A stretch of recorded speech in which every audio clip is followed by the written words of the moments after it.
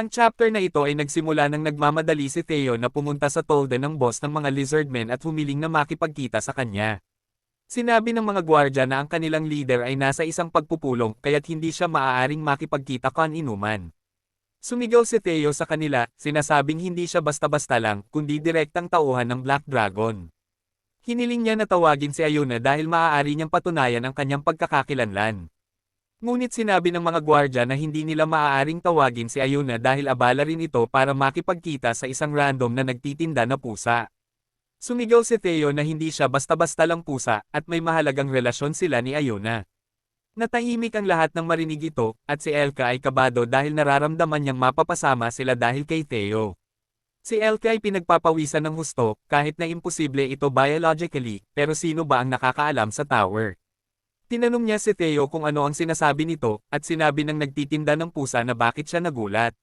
Sa isipan ni Theo, may isang flowchart na nagpapakita ng relasyon nila ni Ayuna. Si Theo ay tauhan ni Sejen, at dahil yumuko si Ayuna kay Sejen, tauhan din niya ito. Iniisip ngayon ng nagtitinda ng pusa na dahil pareho silang tauhan ni Sejen, may mahalagang relasyon sila, at hindi niya alam kung bakit nag-overact ang mga tao rito.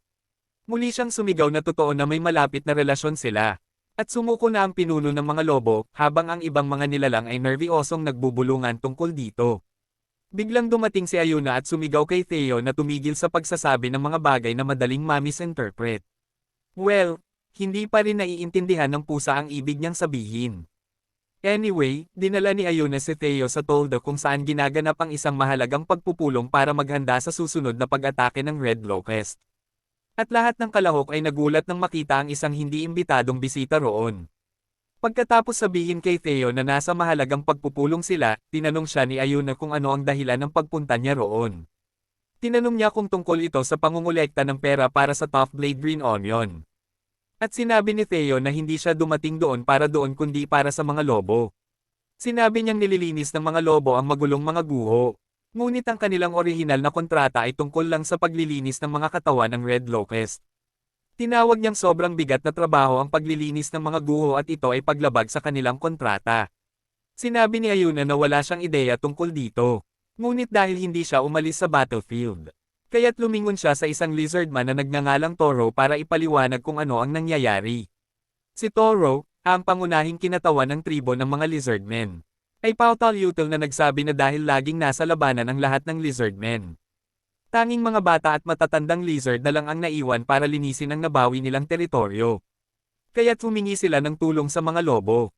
Ngunit sinabi ni Theo na hindi ito pwede. Hiniling niya kay Toro na bayaran ng maayos ang mga lobo para sa extra na mahirap na trabaho.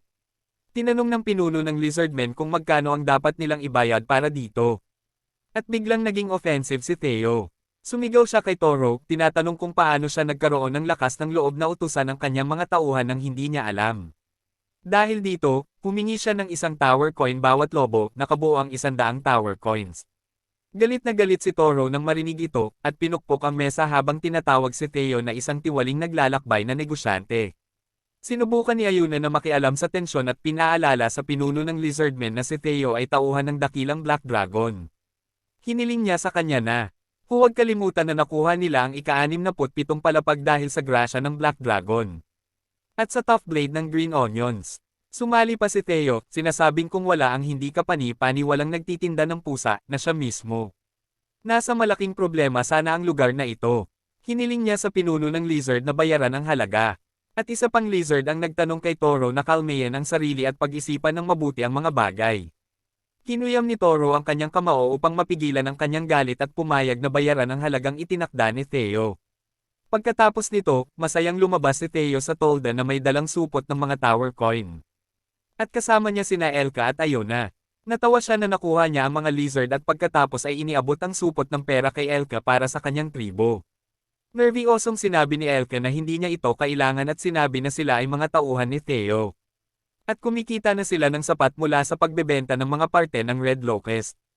Unang sinabi ni Theo kay Elka na ipinagmamalaki niya ito at pagkatapos ay sinabi na sino mang magtrato sa kanya.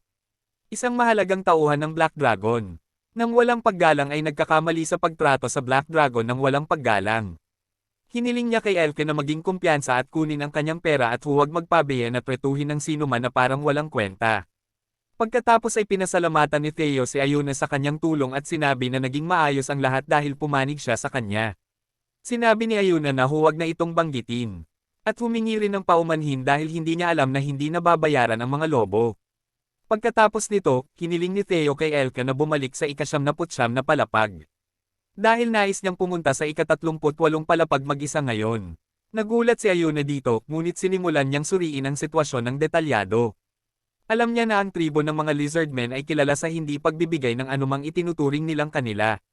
Ngunit dahil nakuha ni Theo na magpasakop sa kanya gamit ang pangalan ng Black Dragon. Ang mga tsismis tungkol sa insidenteng ito ay tiyak na kakalat agad. Naniniwala siyang hindi ito laging maganda para kay Theo. Ngunit hindi iyon mahalaga ngayon. Naniniwala siyang ang mahalaga ay may suporta si Theo ng dakilang Black Dragon. Na siyang pinakamataas at absolutong autoridad sa tower. Naniniwala siyang hanggat nasa likod ni Theo ang Black Dragon, walang maglalakas loob na saktan siya.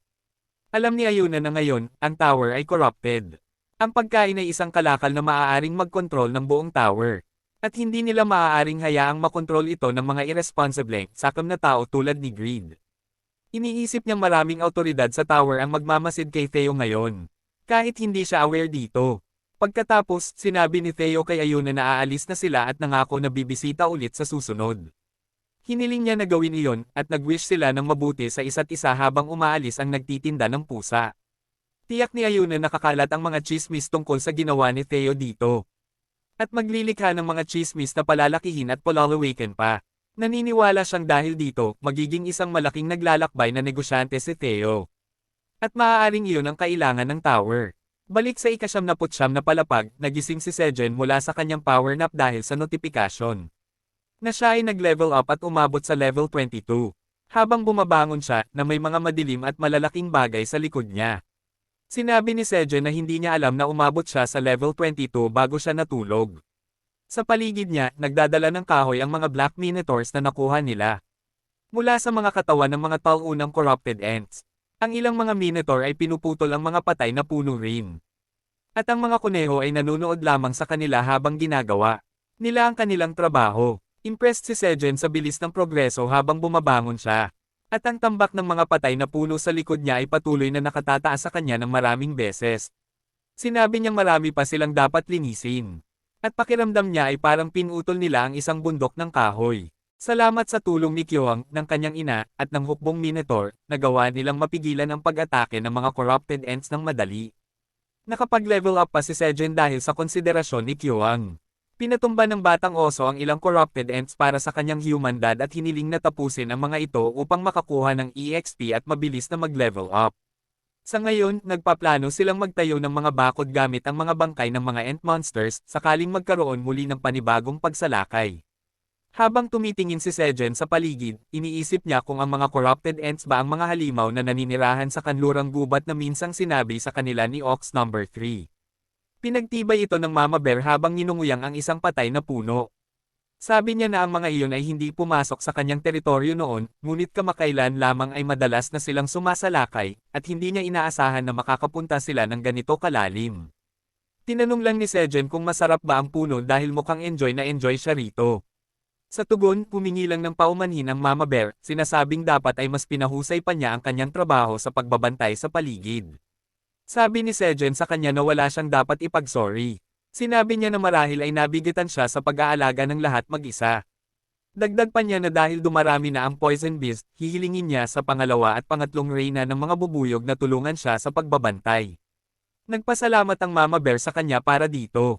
Dahil dito, nagtanong si Sejen ng isa pang tanong, iniisip kung ano ang dahilan ng pagpunta ng mga corrupted ants dito. Iniisip rin niya ang sinabi ng mga corrupted ants kanina.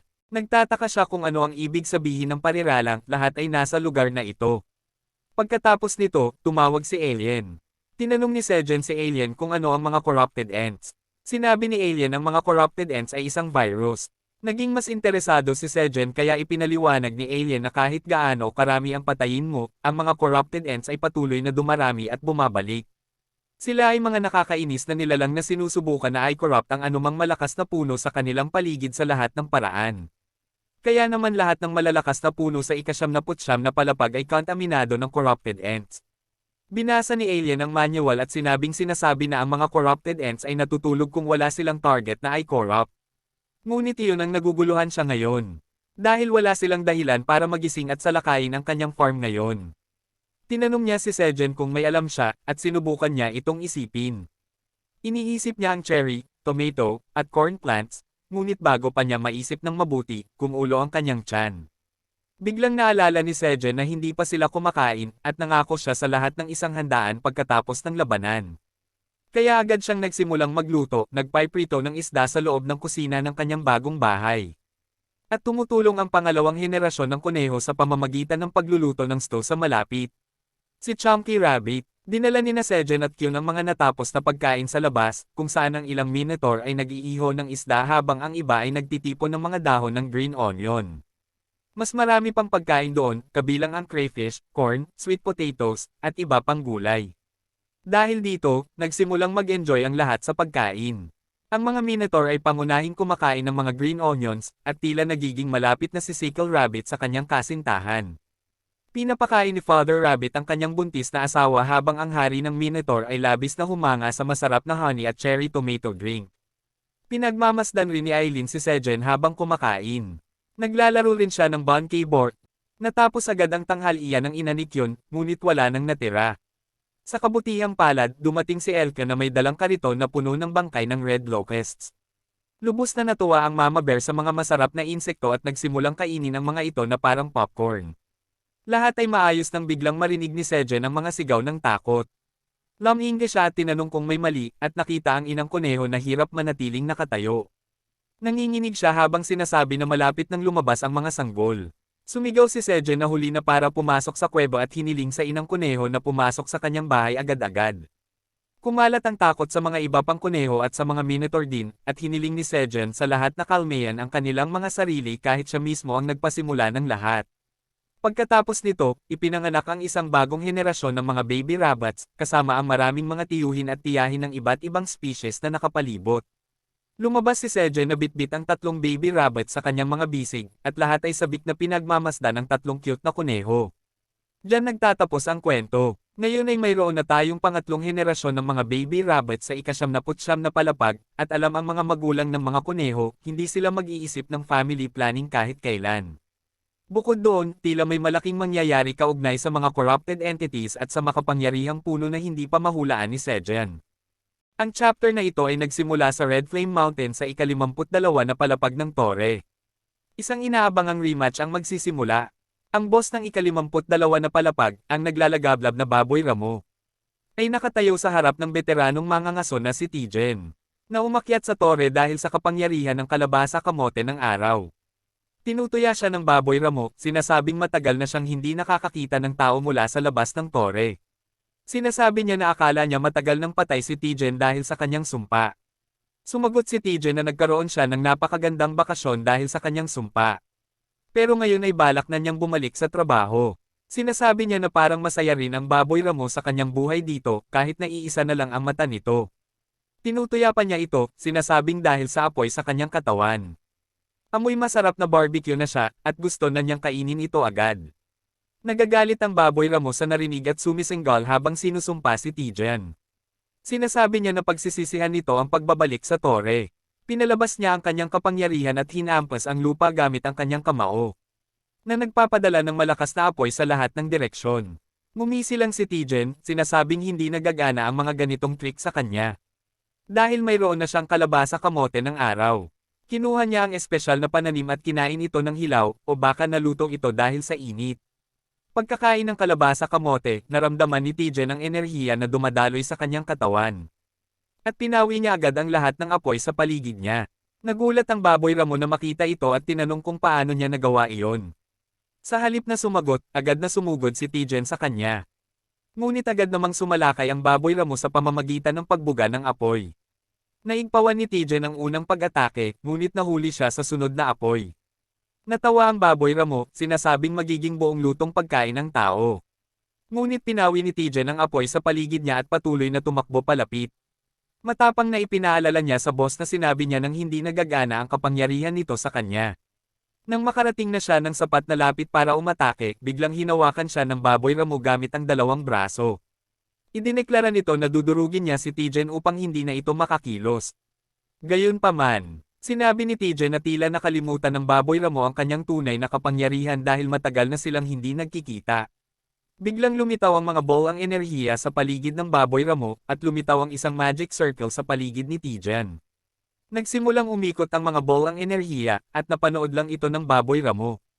Ipinaalala ng veteranong mangangaso na siya'y isang magician at inatake niya ang Baboy Ramo gamit ang mga ball ang enerhiya. Sa wakas, natalo ang Baboy Ramo at nakatayo si Tijen sa ibabaw nito. Masaya siyang natapos na ang mahabang labanan. Sinabi ng system window na natalo na niya ang boss ng ika-52 palapag at ang sumpa ng naglalagablab na Baboy Ramo sa kanya ay naalis na. Ang nasunog na lupa dahil sa sumpa ng Baboy Ramo ay nagsimula ring bumalik sa dati. Nagsimulang tumubo muli ang mga halaman at naramdaman ni Tijen na nawawala ang sumpa sa kanyang katawan. Iniisip niya kung ang palapag din ba ay sinumpa tulad niya. Kinuha niya ang isa pang kalabasa kamote, sinasabing dahil dito nagawa niya ang lahat ng ito, at iniisip niya kung paano niya mababayaran ang utang na loob. Narinig niya ang boses ng merchant cat na si Theo, na nagrereklamo tungkol sa biglaang pagtubo ng mga damo na nagpapahirap sa kanyang paglalakbay. Napansin ni Theo si Tijen sa harap niya, at binati ng matandang mangangaso ang naglalakbay na pusa na may labis na kasiyahan.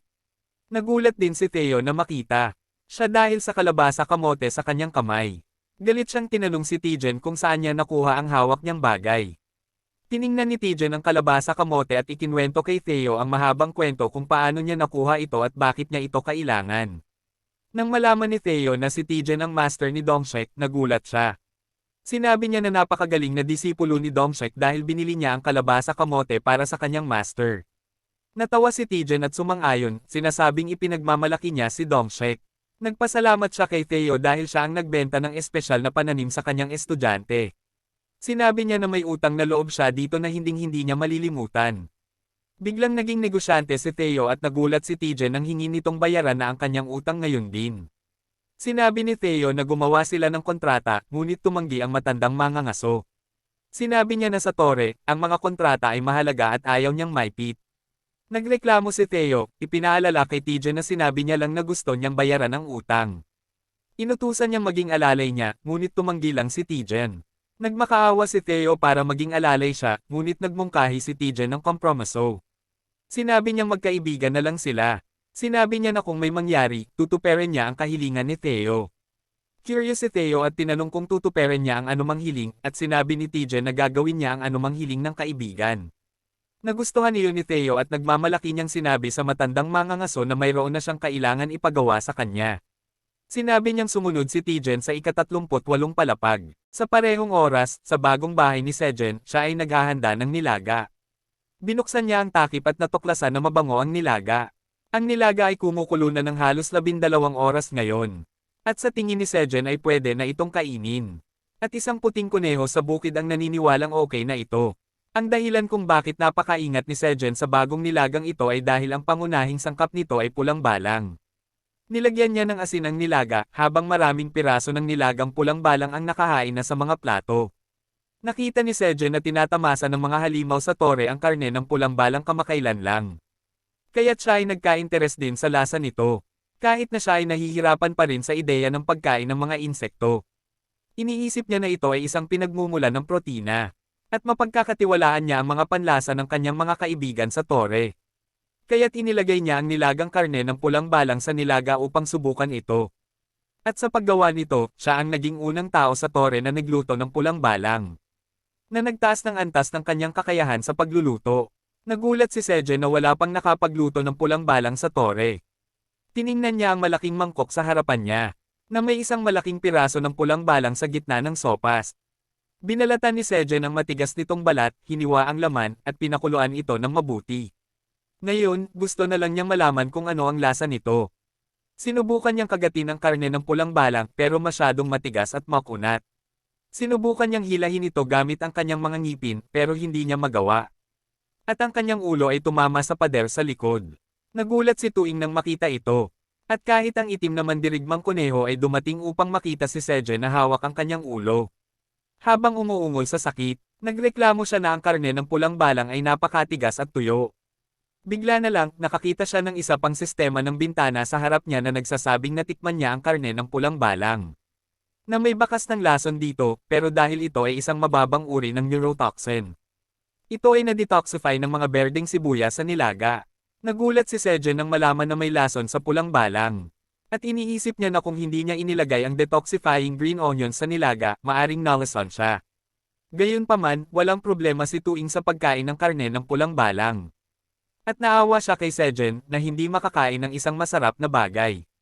Tinanong niya kung gaano kaina ang kanyang mga ngipin. At sinabi ni Sejen na ayaw niyang marinig iyon kay Tuing. Na kayang nguyain ang matigas na berdeng sibuyas. Patuloy na nagsagawa ng mga eksperimento si Sejen sa pulang balang. At pagkatapos ng maraming kabiguan, sa wakas ay nakagawa siya ng isang ulam na kaya niyang kainin. Una siyang pumunta sa ina ng kuneho upang bigyan siya ng mangkok ng sopas habang inaalagaan niya ang kanyang mga sanggol. Sinabi niya na ang pagkain ng malambot na bagay ay mabuti kapag ang katawan niya ay nagre-recover pa lamang. Nagawa ni Sejen ang sopas ng pulang balang. Na minarkahan ng Tore bilang isang pagkain para sa labanan. Dahil si Sejen ang unang naghanda ng ulam na ito sa Tore. Siya ay nakakuha rin ng isang achievement. Ang sopas ng pulang balang ay kasama na ngayon sa kanyang recipe book. At ang pangunahing epekto nito ay nagdaragdag ng lakas ng 5.1 kapag kinain ito. Dahil ito ay isang pagkain para sa labanan, ito ay magpapanatili sa consumer na busog ng 3 oras. Ito ay isang C+ grade recipe, at ang shelf life nito ay 30 araw. Ang timbang nito ay ganoon na walang pagpapalamig. Nalilito rin si Sejen sa titulong pagkain para sa labanan ng sopas. Pero nagpasya siyang subukan ito muna. Habang tinitikman niya ang sopas, siya ay sobrang nagulat na agad siyang tumayo. Lahat ay nagulat na makita ito, at tinanong siya ni Kyung kung ano ang mali. Nanginginig at pinagpapawisan si Sejen habang sinasabi na ang lasa ng pulang balang ay parang karne ng manok. Siya ay sobrang saya na halos mapaiyak, pero simpleng tinanong ni Kyung kung ano ang karne ng manok. Sinagot ni Sejen na ito ay isang bagay na gusto niya. At sinabi ni Kyung na kung gusto ito ng kanyang ama, gusto rin niya ito. Si Sejen, Kyung, at ang mga kuneho ay patuloy na kumakain ng sopas ng pulang balang. Habang ang mga reyna ng mga pukyutan at kanilang mga anak ay nagpapahinga. Sa bubong ng bahay, 235 araw na mula nang dumating si Sejen sa Tore. At pagkatapos ng mahabang panahong ito, natuklasan niya ang karne na may lasa ng manok sa loob ng Tore. Yan lang para sa video na ito. Maswerte si Sejen ngayon dahil nakatikim siya ng isang bagay na may lasa ng manok. Sa kabilang banda, nagtagumpay si TJ na talunin ang apoy na baboy at mapalaya ang sarili mula sa sumpa. At ngayon kailangan nating maghintay upang makita kung anong uri ng pag-unlad ang magaganap sa kanyang pakikipag-ugnayan kay Theo sa kwento.